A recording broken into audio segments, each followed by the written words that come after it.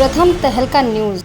हरियाणा प्रदेश के कर्मचारी अब पुरानी पेंशन बहाली को लेकर लामबंद होने लगे हैं। राजस्थान में पेंशन बहाली की घोषणा के बाद अब हरियाणा के कर्मचारियों के हौसले भी बुलंद है और बड़ी संख्या में जिला भर के कर्मचारियों ने सर्व कर्मचारी संघ हरियाणा के बैनर तले बड़ चौक कार्यालय में इकट्ठे होकर सरकार के खिलाफ नारेबाजी की तथा नई पेंशन नीति सहित विभिन्न मांगों को पूरा करने के लिए रणनीति बनाई। प्रदेशाध्यक्ष सुभाष लांबा ने बताया कि जब एक राष्ट्र एक टैक्स देश भर में है तो विधायकों व सांसदों के लिए पुरानी पेंशन, जबकि सीमा पर खड़े अर्धसैनिक बलों पर भी नई पेंशन स्कीम लागू रखी गई है। ऐसे में उनकी मांग है कि पुरानी पेंशन लागू की जाए। पुरानी पेंशन बहाली को लेकर राष्ट्रव्यापी आंदोलन अब देश भर के कर्मचारी संघ चलाएंगे और इसको लेकर 28 व 29 मार्च को राष्ट्रव्यापी आंदोलन होगा। इसके अलावा 2 मार्च को हर जिला स्तर पर कर्मचारियों के द्वारा अपनी मांगों को लेकर ज्ञापन भी सौंपा जाएगा।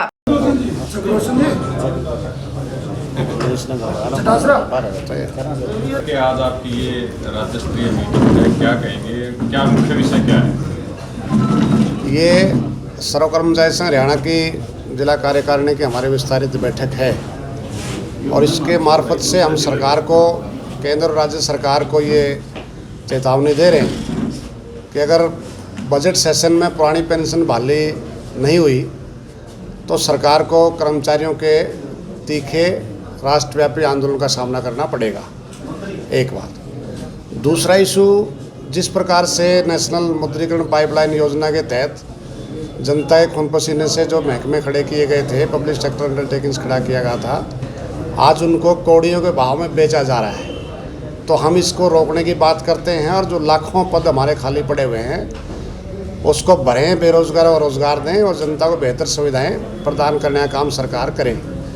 लेकिन सरकार ऐसा करने की बजाय नए नए तरीके से इन सारे सरकारी विभागों को कमज़ोर कर रही है। तीसरा इशू हमारा है कि जो छटनीग्रस्त कर्मचारी हैं, जैसे आपने देखा होगा पीटीआई हमारे लंबे समय से बर्खास्त है, उनका कोई दोष नहीं है। इसीलिए सरकार ने माना था कि आपका दोष नहीं है। जिसका दोष था स्टाफ सिलेक्शन कमीशन के चेयरमैन और सेक्रेटरी के खिलाफ मुकदमा दर्ज हुआ था, लेकिन उनको एडजस्ट करने का वायदा सरकार ने आज तक भी पूरा नहीं किया। इसलिए और भी छटनीग्रस्त हमारे ड्राइंग टीचर हैं, पीटीआई हैं, केडीबी वाले हैं, अलग अलग हमारे 5000 से ज़्यादा हेल्थ के हैं, उनको ग्रुप डी के हैं, सबको वापस लेने की बात हम कर रहे हैं। चौथा इशू है कि कच्चे कर्मचारियों की रेगुलाइजेशन। हम मांग कर रहे थे कि ठेका प्रथा खत्म हो और कर्मचारी सीधे विभागों के रोल पर आएँ और उनकी सेवाएं पक्की हों, सेवा सुरक्षा मिले।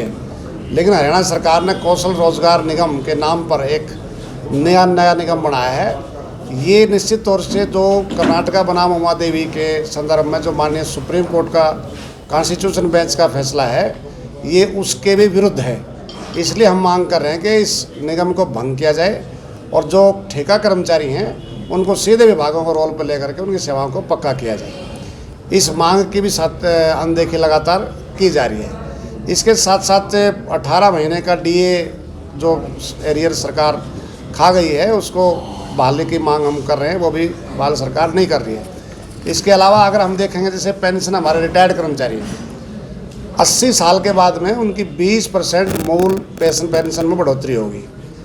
लेकिन 80 साल तक कितने लोग जीते हैं ये आंकड़ा सरकार बता सकती है, लेकिन हमारा आकलन ये है कि 2 से 5% ही कर्मचारी बचते हैं। 70 में 5, 75 में 5, 80 में 5, इसको बांटने का सवाल है, लेकिन उसको भी सरकार बांट नहीं रही है।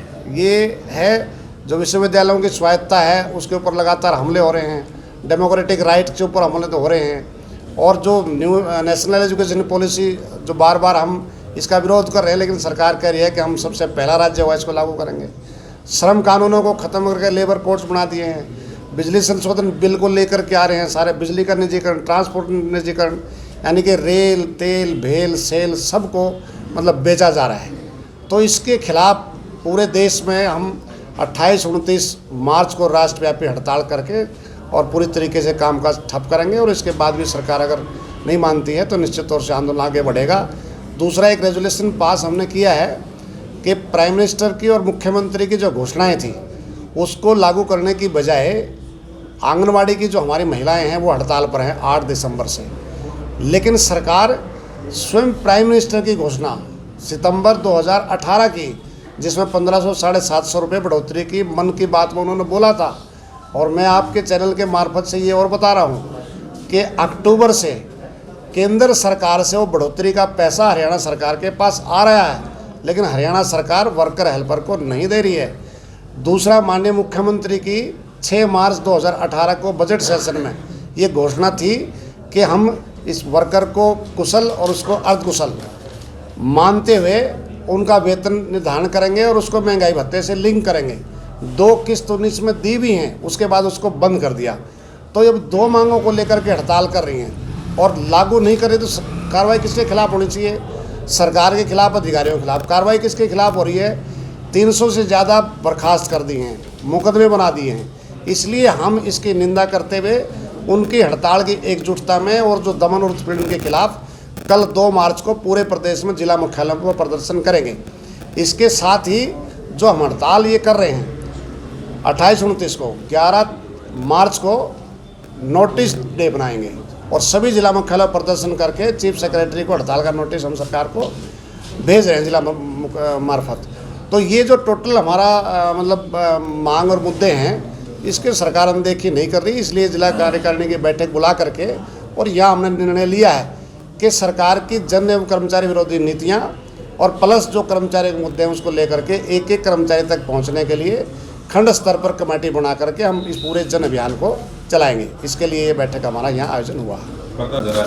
क्या कहेंगे? ऐसा है, ये जो पुरानी पेंशन बहाली की जो हमने बोला है, कल 2 तारीख है, 2 तारीख को हम वो जो दमन और उत्पीड़न की जहाँ विरोध करेंगे, वहीं नेशनल पेंशन सिस्टम NPS को ख़त्म कर पुरानी पेंशन बहाली को भी मांग पत्र हम सरकार को सभी जिला उपायुक्त मार्फत से दे रहे हैं। और ये 28-29 तारीख, क्योंकि ये मुद्दा केवल हरियाणा का नहीं है, ये मुद्दा नेशनल है। Pension fund regulatory development authority, ये पार्लियामेंट से बिल पास हुआ है, तो निश्चित तौर से केंद्र सरकार के ऊपर भी प्रेशर बनाना पड़ेगा और राज्य सरकारों के ऊपर भी प्रेशर बनाना पड़ेगा। और 28-29 मार्च की जो हड़ताल है, ये एक बड़ी कार्रवाई है। इसके बाद भी जिस प्रकार के राष्ट्रीय स्तर पर हमने एक रोड मैप तैयार किया है, पूरे देश में इसके जत्थे और ये चलेंगे, पार्लियामेंट का घेराव और एक निर्णायक दौर पर ये आंदोलन वहाँ पहुँचेगा और केंद्र सरकार को, राज्य सरकारों को पुरानी पेंशन बहाल करनी पड़ेगी। और बड़ी विचित्र बात है कि विधायक हैं, MP हैं, वो पुरानी पेंशन ले रहे हैं, लेकिन यहाँ अर्धसैनिक बलों पर जो पुलगांव में हमला हुआ था, अर्धसैनिक बलों के ऊपर भी NPS लागू है, सारे कर्मचारियों के ऊपर लागू है। हम सरकार से पूछ रहे हैं, जब एक देश, एक राष्ट्र, एक मतदाता सूची, एक देश एक टैक्स, तो इसमें एक देश में एक प्रकार की पेंशन क्यों नहीं है? एक देश में एक प्रकार की नौकरी क्यों नहीं है? कहीं कच्ची है, कहीं पक्की है, वेतन में बहुत बड़ा अंतर है। तो ये जो स्लोगन सरकार की तरफ से आ रहे हैं, धरातल पर ये जो दूसरे स्लोगन हम उठा रहे हैं, इनको भी सरकार इम्प्लीमेंट करे। धन्यवाद जी। प्रथम तहलका के लिए भिवानी से संजय परमार की रिपोर्ट।